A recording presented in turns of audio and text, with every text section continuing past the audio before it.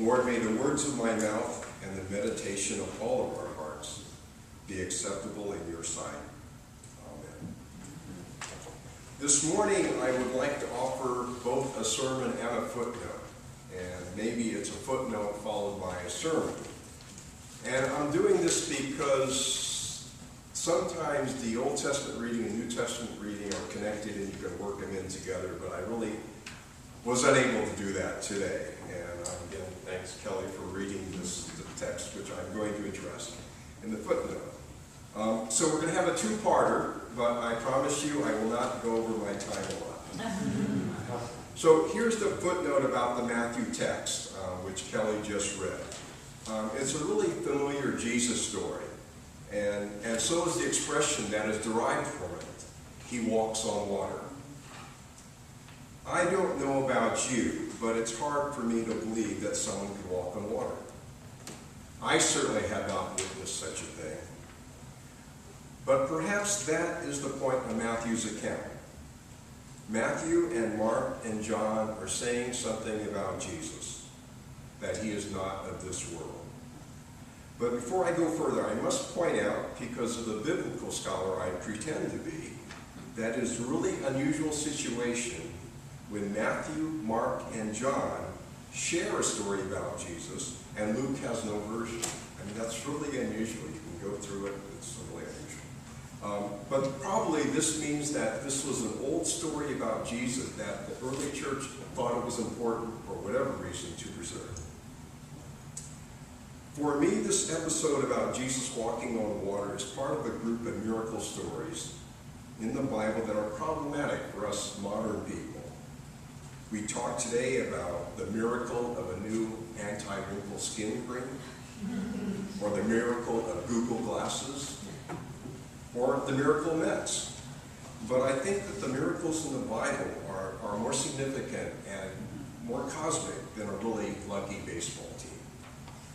The biblical scribes from ancient Israel, and they began writing maybe 3,500 years ago, and the gospel writers who were writing almost 2,000 years ago, they tried to express in words what they believed and understood about God, the God whose name is Yahweh. A couple of small notes here. When you see in the English translation of the Old Testament the word Lord written in capital letters, that is the translation of the Hebrew Yahweh. And let me add that when we say in the Lord's Prayer, hallowed be thy name, we are saying, hallowed is your name, Yahweh. Our God is Yahweh. In the Septuagint, which is the earliest translation in Greek of the Old Testament, or the Hebrew Bible, written a couple hundred years before the Common Era, Yahweh is rendered in Greek, ego eimi. And remember this just for a few minutes. It will come back to you. The Old Testament is full of the mighty acts of God. That God creates order and restores order to the world through mighty acts or miracles is a constant theme of Old Testament prophecy. In the New Testament, especially in the Gospels, there is testimony that the miracles of God continue to happen just as they were recounted in the Old Testament. In the New Testament, God often acts through his chosen vehicle, Jesus. So, for example, when we read about a nature miracle, such as when Jesus stills the storm in Mark, is similar to the parting of the waters of the Red Sea by Moses, also Yahweh's agent. The miracle of Jesus walking on the water is a biblical statement of both Jesus' own majesty and his special identity with God. Compare this story with the account of the Transfiguration. That's when Jesus takes Peter and James and John up to the mountain to pray. And Jesus' appearance is dramatically changed. And the disciples see Jesus talking with Moses and Elijah, the other members of God's dream team. There is one big clue in this gospel account that underscores the belief of the early church, that Jesus is more than a prophet like Elijah and more than a king like David. The story says that Jesus uses the divine name Yahweh. The Greek ego eimi, remember remember a few minutes ago, which I just said is the translation of Yahweh, also means I am, or it is I. Listen again to this morning's text from Matthew. But when the disciples saw him walking on the sea, they were terrified, saying, "It is a ghost." And they cried out in fear. But immediately Jesus spoke to them and said, "Take heart, it is I, ego eimi in Greek, Yahweh, do not be afraid." And the episode ends with those in the boat worshiping Jesus and proclaiming, "Truly you are the Son of God." And you students of the New Testament know that it is likely that these words are a confession of the early church and not a verbatim historical transcript of what may have taken place. So that's my footnote about walking on water. So let's begin the sermon on the Joseph story in Genesis. And actually, Kelly, with the great coat and the children's sermon, did my job, so listen if you want. It's done. The story's been told. The Joseph story, which begins this morning's text, is the longest of the patriarchal stories in Genesis. Abraham, Isaac, and Jacob, the patriarchs, successively received God's promise they will beget a great people. The Lord Yahweh says to Abraham, "And I will give to you and to your offspring after you the land where you are now an alien, all the land of Canaan, for a perpetual holding, and I will be their God." Kelly preached last week about that very intriguing story about Jacob wrestling with God and about Jacob's maladjusted family. Well, the maladjustment continues into the next generation, as you've already heard. But before I talk further about Joseph, Jacob's son, I want to share with you a maxim or thought, maybe a way of thinking about the Bible that I got from an Old Testament professor at seminary. He said, "The Bible is not a prescription for morality. It is a mirror of identity." Let me repeat that. The Bible is not a prescription for morality. It is a mirror of identity. Now keep that thought in the back of your mind as I move on. This morning's reading from Genesis introduces us to Joseph and his brothers. Listen again to the beginning. You can just feel that a problematic situation is being set up. This is the story of the family of Jacob. Joseph, being 17 years old, was shepherding the flock with his brothers. He was a helper to the sons of Bilhah and Zilpah, his father's wives. And Joseph brought a bad report of them to their father. Now, no, Joseph is a tattletale. Now, Israel, and this is where Jacob's other name is being used, the one he got after wrestling with God. Now, Israel loved Joseph more than any of his children because he was a son of his old age, and he had made him a long robe with sleeves. But when his brothers saw that their father loved him more than all his brothers, they hated him and could not speak peaceably with him. The Hebrew word, which is here translated as a long robe with sleeves, is translated in the King James Version of the Bible as a coat of many colors. Tim Rice and Andrew Lloyd Webber called it the amazing Technicolor dream coat. But the point is that Jacob gave Joseph a dress coat, something for a special occasion for a special person. It was not a jacket to wear to work in the fields. Now, this morning's lectionary reading skips a few verses, but I will tell you what you missed, and actually Kelly told you what you missed. It's the account of true dreams that Joseph has. Joseph tells his brothers that he dreamed that when they were binding sheaves of wheat in the field, the sheaves of his brothers bowed down to his sheaf. Then he told his brothers a second dream. This time the sun, the moon, and 11 stars were bowing down to Joseph. The brothers' response in verse 8. So they hated him even more because of his dreams and his words. And this morning's text continues. Jacob sends Joseph to visit his brothers who are away tending the family sheep. Verse 28, the brothers saw him from a distance, and before he came near to them, they conspired to kill him. They said to one another, "Here comes this dreamer. Come now, let us kill him and throw him into one of the pits. Then we shall say that a wild animal hath devoured him, and we shall see what will become of his dreams." But Brother Reuben intervenes and stops them from killing Joseph, and Joseph is thrown alive into a pit. Later, when the brothers are together eating dinner, Brother Judah gets the bright idea of selling Joseph to a passing caravan of Ishmaelites who are on their way to Egypt. The others agree. At verse 28, it is reported that some Midianite traders passed by, and they pulled Joseph out of the pit and sold him to the Ishmaelites for 20 pieces of silver. So there seems to be a combination of two traditions here of who sold Joseph to the Ishmaelites, either the brothers or the Midianites. But lucky for you, I will not now begin an explanation of source criticism of the Pentateuch.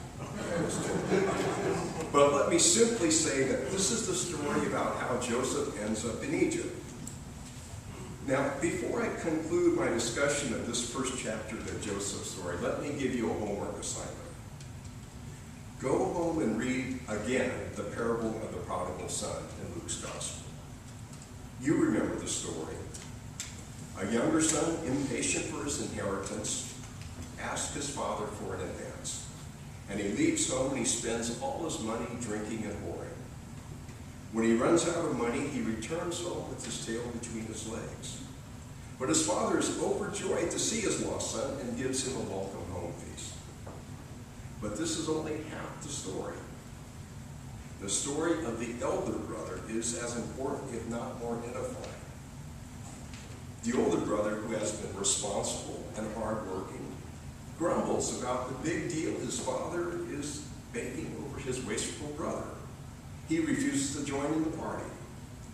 And the father has to come out and reassure the offended, maybe overly sensitive older brother that he too is greatly loved.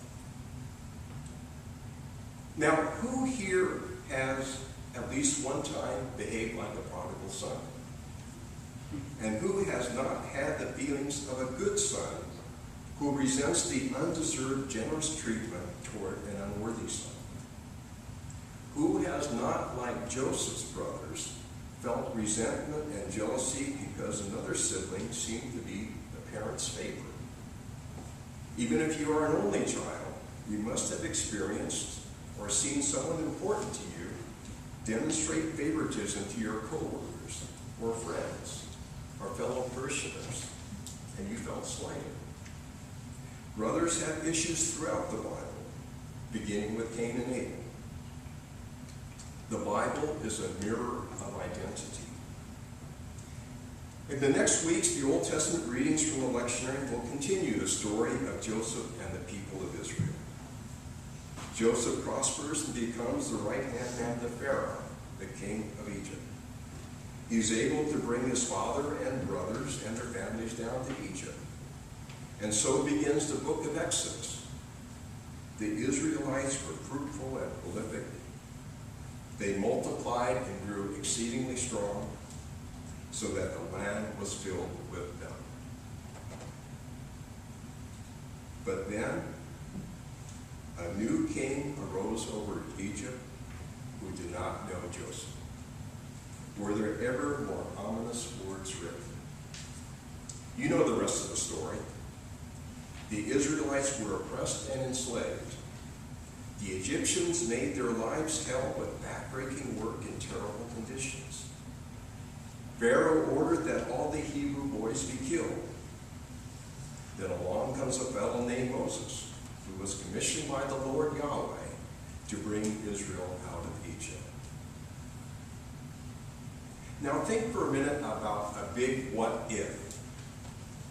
What if a succession of pharaohs had thought the Hebrews were a good and productive people and they should be integrated into Egyptian life? Maybe as full citizens or at least green card holders. What if Joseph was able to train a cadre of Israelite civil servants to succeed him? Or even position a couple of his mean brothers in key positions? What if the Hebrews thought that Egypt was as good a place as any to live? Then with the covenant that the Lord Yahweh made with Abraham, I will make of you a great nation, and I will bless you, and make your name great, and in you all the families of the earth shall be blessed. Would this covenant just disappear as if it had never been made?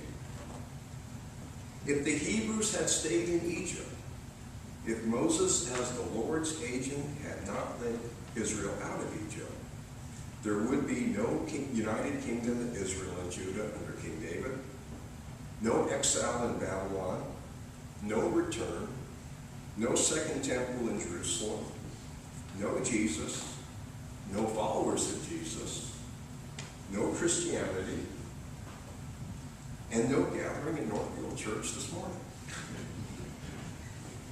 But the Bible tells us that Moses did lead the Hebrews out of Egypt, and the Israelites eventually made it to the Promised Land. The Bible tells us that God acted in history through and with humankind. You know, in my sermons, I tend to throw out to you some tidbits of biblical scholarship, like the two-source hypothesis of the Synoptic Gospels, and the three different Isaiahs who wrote the book of Isaiah. Today I want to share with you a theological concept, Heilsgeschichte. Heilsgeschichte is a German word which is usually translated as salvation history or sacred history. Scholars and theologians study and interpret the major stories and events in the Bible, and they declare that the stories are part of Heilsgeschichte, or salvation history. The creation of the universe, Israel's deliverance out of Egypt, the establishment of Israel in the land of Canaan, the exile to and the return from Babylon are the key events of Heilsgeschichte, or salvation history. And for those of us who call ourselves Christian, the life, death, and resurrection of Jesus is the paramount event of Heilsgeschichte today. We believe that God acted decisively in history through Jesus, and Yahweh has changed the world forever. I believe that God continues to act in human history. It may be harder and more difficult to discern God's actions in recent times, let alone in the midst of our lives. And this is especially problematic in recent weeks when the world seems to be falling apart on many fronts. And we don't have thousands of years to reflect and ponder God's actions. But God's stuff has happened and is happening. The United Church of Christ proclaims that God is still speaking. I think that a logical corollary is that God is still acting. Do you believe that Yahweh is still speaking and acting? This summer is the 50th anniversary of Freedom Summer. Some of you may be too young to remember what was happening in 1964. But there was a mass movement to register African Americans to vote in southern states. 50 years ago, black Americans in the South and elsewhere had no voter rights and few civil rights. There was more than a little strife over this initiative. Beatings, snarling dogs, fire hoses, tear gas, mass jailings, and some murders. But 50 years ago, last month, the Civil Rights Act of 1964 was signed by President Lyndon Johnson, which prohibited discrimination based on race, color, religion, or national origin. And 1 year later, the Voting Rights Act of 1965 made it easier for Southern blacks to register to vote. Literacy tests, poll taxes, and other such requirements that were used to restrict black voters were made illegal. Today, an African American is President of the United States. I know that when I was in high school in California 50 years ago, and we sang, "We Shall Overcome" at school assemblies, I could not have imagined that a black man would be president of the United States. There was a 20th century prophet who believed that God was still acting in the world, and I would now like to share some of his words. He is the Reverend Dr. Martin Luther King Jr., and this is what he said when he accepted the Nobel Peace Prize in Oslo, Norway on December 10th, 1964. "I accept the Nobel Prize for Peace at a moment when 22 million Negroes of the United States of America are engaged in a creative battle to end a long night of racial injustice. I accept this award on behalf of the civil rights movement, which is moving with determination and a majestic scorn for risk and danger to establish a reign of freedom and a rule of justice.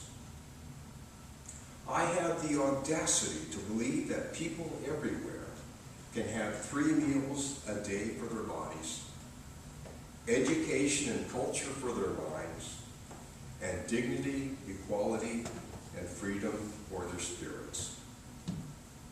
I still believe that one day mankind will bow before the altars of God and be crowned triumphant over war and bloodshed.